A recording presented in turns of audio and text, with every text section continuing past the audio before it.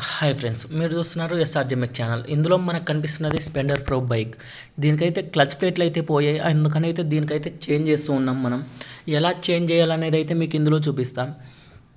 ఎవరైనా వర్క్ నేర్చుకునే వాళ్ళు పిల్లలకు ఉపయోగపడుతుందనే ఉద్దేశంతో వీడియో తీయడం తెలుసు. మెకానిక్లకు అయితే ఆల్మోస్ట్ అయితే అందరికీ తెలిసి ఉంటుంది హీరో హోండా, ఎందుకంటే ఏదైనా కూడా సింపుల్గా ఉంటుంది.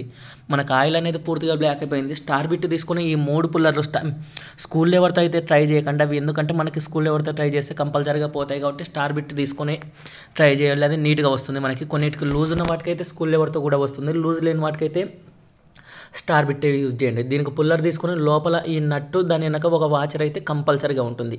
దాన్ని పక్కకు తీసుకొని పెట్టుకున్న తర్వాత మీకు కింద క్లచ్ పెట్లోకి ఆయిల్ అందడానికి కప్ అయితే ఉంటుంది. దీనికి 10 సైజ్ బోల్టాలు అయితే పాత దాంట్లోకి ఇస్తుండే, ఇప్పుడు కొత్త దాంట్లోకైతే 8 ఇస్తున్నాడు. వాటిని విప్పుకొని 4 బోల్టాలు ఆపోజిట్ ఇప్పుకోండి, ఎందుకంటే కట్ అయ్యే అవకాశం ఉంటుంది. అది మళ్ళీ తర్వాత దీన్ని పుల్లర్ పెట్టుకొని దీన్ని కూడా చిన్నది, ఇందాక విప్పింది పెద్ద బోల్ట్ ఉంటుంది, దీనికి చిన్న బోల్ట్ ఉంటుంది. ఒకదానికి ఒకటి రాయింగ్ వేసినా కూడా క్లచ్ మూమెంట్ అనేది ఉండదు, కాబట్టి దీనికైతే చిన్న బోల్ట్ ఉంటుంది. బాగా గుర్తుపెట్టుకోండి, ఇది పుల్లర్లే పెట్టి ఉపయోగించాలి. కొట్టి తీస్తే మాత్రం ఇబ్బంది అవుతుంది, మనకి కొట్టి తీయకూడదు, బోల్టాలు నగులుతాయి కాబట్టి. దీనికైతే చిన్న బోల్ట్, దీని వెనక ఒక కప్పు వాచర్ అంటారు దీన్ని, దాని వెనక అయితే 2 ప్లేట్ వాచర్లు ఉంటాయి. ముందుగా క్లచ్ ప్లేట్లు చెక్ చేయండి, ఇవి బాగున్నాయా లేదా మీకు అనేది. క్లచ్ ప్లేట్లు అయితే దీనికి పోయాయి. తర్వాత అబ్బులు కూడా ఎలా ఉన్నాయో చూపిస్తాం మీకు. నీట్గా తుడిచి అబ్బులు లైన్స్ పడ్డాయంటే కంపల్సరీగా మార్చుకోండి. కొంతమంది క్లచ్ ప్లేట్ల వరకే మారుస్తుంటారు కస్టమర్లు, అమౌంట్ లేవన్నప్పుడు. అమౌంట్ లేనప్పుడు అట్లా చేస్తే సరిపోతుంది, కానీ దీనికి లైన్స్ కనిపిస్తున్నాయి మీకు. అటువంటి లైన్స్ ఉన్నాయంటే మనం క్లచ్ ప్లేట్లు వేసినా తొందరగా పోతాయి. దీని వెనక చూసారా, రెండు కట్ వాచర్లు, ఒక ప్లేట్ వాచర్ ఉంటుంది. క్లచ్ బెల్ కూడా చెక్ చేస్తున్నాయి ఏమైనా సేక్ ఉందా అని. క్లచ్ బెల్ అయితే బాగుంది, నీట్గా అయితే. ఇప్పుడు మనం చేసుకోవాల్సింది క్లచ్ పెట్టి వేసేటప్పుడు నీట్గా కడుక్కోవడం మనకు చాలా ముఖ్యం. ఎందుకంటే మనం ఆయిల్ వేసామంటే తొందరగా బ్లాక్ చేస్తుంది. ఒక 70% ఆయిల్ ఇంజన్లో క్లచ్లోనే ఉంటుంది, కాబట్టి మనం మెయిన్గా క్లచ్ అనేది మనకి నీట్గా ఉండాలి. దాని వెనక అనేది వాచర్ కంపల్సరీగా ఉంటుంది. వాచర్ కూడా మీకు ఇందాక తీసాను, గమనించండి. ఫిట్ చేసేటప్పుడు కూడా నీట్గా చూపిస్తాం మీకు. క్లచ్ బెల్ అన్ని ప్రతిదీ నీట్గా మనం క్లీన్ చేసుకున్నామంటే ఆయిల్ అయితే త్వరగా బ్లాక్ కాదు. అందుకనైతే మనం ఏ దానికి వేసినా కూడా నీట్గా అయితే క్లీన్ చేసుకొని ఎక్కిస్తాం ప్రతిదీ. క్లచ్ ఛాంబర్ అయితే పూర్తిగా ఆయిల్తో నిండిపోయింది, అందుకని నీట్గా దీన్ని పెట్రోల్ వేసి తర్వాత క్లీన్ చేసి నీళ్ళు అయితే కొడుతూ ఉన్నాం. మన దగ్గర నీళ్ళు కొట్టిన తర్వాత అలాగే ఫిట్ చేయకండి, ఎయిర్ ఉంటే మాత్రం నీళ్ళు కొట్టండి. మొత్తం అన్నీ క్లీన్ చేసుకున్న తర్వాత అయితే ఈ విధంగా ఉన్నాయి. దీని వెనక లావు వాచర్ ఉంటుంది, 2 నట్ల వెనక వచ్చే వాచర్ కంటే ఇది కొద్దిగా లావు ఉంటుంది, బాగా గమనించండి. దీని వెనక బుస్ ఉంటుంది మనకి.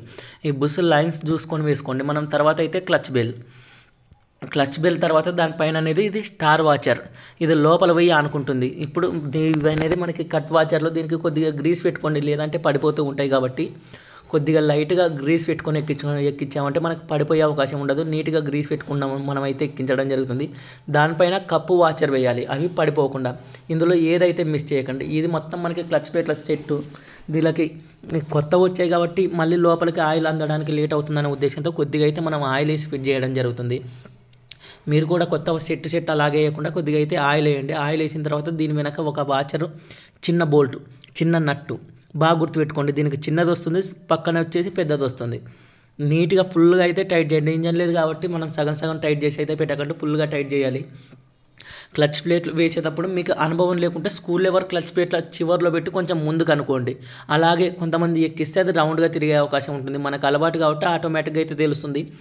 ఈ 10 సైజ్ బోల్టాలు అయితే ఆపోజిట్, అలాగే బ్యాక్ ఉన్న స్ప్రింగులు అవి నీట్గా సెట్ అయ్యా లేదో కూడా గమనించండి. కొంచెం ఏమాత్రం రాంగ్ ఉన్నా కూడా మనకి ఆ ప్లేట్ అనేది కట్ అయిపోతుంది, కాబట్టి దాన్ని నీట్గా మీరు గమనిస్తూ ఎక్కించాలి. అలాగే ఆ క్లచ్ పెట్టి ముందుకు జరుగుతున్నాయా లేదా అనేది కూడా గమనించుకోవాలి. లోపలికి ఒత్తి కాకుండా బయటికి గుంజినట్టు టైట్ చేసుకుంటే ఏ ప్రాబ్లం ఉండదు. మీకు అటువంటి ఇబ్బంది ఉందంటే క్లచ్ ప్లేట్ల చివరన ఒక స్కూల్ లెవర్ పెట్టి బిగించామంటే అయిపోతుంది. మనమైతే వాటిని ఫిట్ చేసాము. ఇప్పుడు క్లచ్ ప్లేట్లకు ఆయిల్ అంతే కప్ అంటారు దీన్ని, మనమైతే మిగిలిన సైడ్ ఏమంటారో తెలీదు. దీనికి 8 సైడ్ అయితే ఇప్పుడు కొత్తగా వచ్చే దానికి బోల్టాలు 8 ఇచ్చాడు, పాత దాంట్లోకి అయితే 10 ఇచ్చేవాడు ఫ్యాషన్ ప్లస్ వాటికి. దాన్ని ఫుల్గా టైట్ చేసుకున్న తర్వాత బేరింగ్ కూడా చెక్ చేయడం జరిగింది. బేరింగ్ అయితే బాగుంది. అలాగే క్లచ్ ప్లేట్లు వేస్తున్నాం కాబట్టి మీరు కుదిరితే బేరింగ్ కూడా చేంజ్ చేసుకోండి బాగలేకపోతే.